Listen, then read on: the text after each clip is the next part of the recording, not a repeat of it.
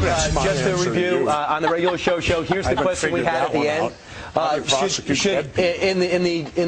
To be totally just, you believe that Dick Cheney, George Bush, and the whole administration should be prosecuted for their acts? Governor Jesse Ventura is with it. But if that is the case, then we should prosecute. We should have prosecuted Harry Truman. Should have prosecuted Abraham Lincoln. Should have prosecuted Franklin Delano Roosevelt. Are you for that? They're dead. But if you talk about justice, they're dead. So if they weren't, would you prosecute reality. You're giving me a hypothetical that's bullshit. I'm giving you a hypothetical because you're making up Rosie O'Donnell-like scandals that says that 9/11 was an inside job.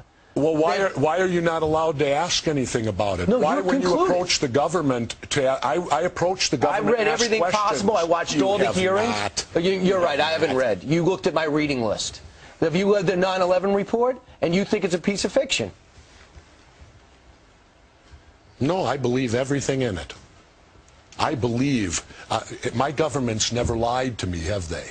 Let's see, where should we start? The Gulf of Tonkin incident? Now that took us into war in Vietnam. They've now admitted it was a lie. So 58,000 of my generation were killed based upon a lie. But that doesn't count, does it? What does that have to do with 9/11? That shows that we will lie to go to war. We've been doing it for years. We will continue to do it. The Gulf of Tonkin incident, did you believe that? Well, you probably weren't alive then. I apologize for not being alive then. Well, it won't happen again. Well, I was alive. Okay. But and I remember our president sitting on TV telling us our boys are floating in the water. And because of that, you'll never believe anything. And because of that, you'll never believe anything. But they lie all the time. Have you been in government? No, I have. All right, so that's so I've never been in the NFL, but I could watch a football game and judge what's going on. Why do we have the CIA embedded in all state government when their mission statement says that they're not? The question. If you just say one thing, you don't think the CIA has our best interest in mind. You don't think our intelligence branch. I never said any of that. But your questions and conclusions only lead to that one statement. Did you think everyone's against America? The government's against America? True. Always remember, dissension's the greatest form of patriotism. Tom Jefferson said that. Tom, you were alive then? No. You're going to insult me? I got to go to radio. Yeah. All right, Jesse. Take care. He's leaving. Jesse, I do have to say that I think Brian probably has read every word from the whole 9/11 situation. He's passionate about it, as you can see. Well, I am too. But and I agree with you that there's been covert activity over time, no doubt, where the government has not told its people every single thing that's gone on. I don't think anyone they rarely would be surprised. But when it comes to 9/11, are you so sure? No. No, but I ask questions, and what perturbs me is that you don't get answers. Nobody wants to talk about it. This event that changed our entire history of our country, why aren't we allowed to discuss it? Why aren't we allowed to ask questions? The moment you do, you get a reaction like he gave me. How dare you? How dare you question your government? So what are your questions? My questions are simple. I worked in demolition. I'm a former frogman, underwater demolition team. I know how to blow things up. How could the buildings fall at the rate of gravity? Basic physics tells you that can't happen. Yeah. And how did the cement get so pulverized? Just simply from falling, it was blown into dust? What energy was required to pulverize all that cement into what dust? Conclusion do you draw? I don't know.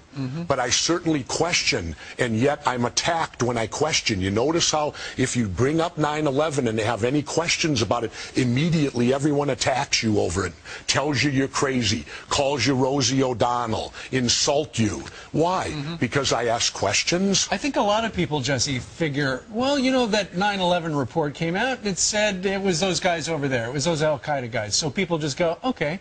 They've formulated an opinion in reasoned manner, and that's what happened. Now, they can't know for sure that all of that happened per se, but, you know, you do ask a lot of questions, and that's what your book is about. Don't Start the Revolution Without Me is about. It's about asking questions. And I thought in our country that was good. In this country, I thought before 9/11 it was good to ask questions. It was challenge good. Authority. Challenge authority. But now apparently we've changed to where you're not allowed to challenge authority. You have to accept what the government tells you, keep your mouth shut, and stay in line. Well, that's not the America that I served as the military. I served because, to me, defense of free speech, popular speech the First Amendment doesn't need to be defended. It's unpopular speech is why we have that amendment. And it seems that when you question 9/11, you're asking unpopular speech today. So you would also like to question the Obama administration. It wouldn't just be the former Bush administration. Oh, I'd like to question everybody on it, because to me it doesn't, what happened that day, there are so many unanswered questions, and even the relatives, you saw the protests at the 9/11, and since when do you bring in witnesses that don't have to testify in open, where they're brought into closed door rooms and allowed to testify together? Let me get your pulse. Can I get with 2.3 trillion? When does a citizen become a civilian? When did the heroes morph into the villains? How can 2 planes powderize 3 buildings? These are questions that could get you murked, politically, socially, physically put into the dirt. Many swear that there's some kind of conflict of interest within. The conflict depends upon what you're interested in. You can chant 9/11 was an inside job all day until you say the Mossad, and pay closer attention to Flight 175 and the odd cylindrical pod beneath the fuselage. Then it's 2+2 level addition after you factor in the flight termination systems and flashbacks of the cash the good rabbi stole, September 10th style, right down the rabbit hole. What can I get with 2.3? You can get unlimited corporate news. What can I get with 2.3? You can have any mercenaries you choose. What can I get with 2.3? You can steal a couple million souls. What can I get with 2.3? You can get everything under control. The missile they hit the Pentagon with was not an act of randomness. It murdered accountants, bookkeepers, and budget analysts. That side of the building was retrofitted prior to this to withstand bomb blast and nicknamed the catcher's mitt. If that don't give you some kind of clue why they blew the mortar, you should probably take some medication for your new disorder. If buildings are burning, don't ever trust a news reporter with 267 stories of gruesome slaughter. Don't ever mention Dov Zakim and trillion stolen, much less missile-equipped Boeings he been remote controlling. With System Planning Corporation International, the folks to see if you got some buildings you'd like to crash into.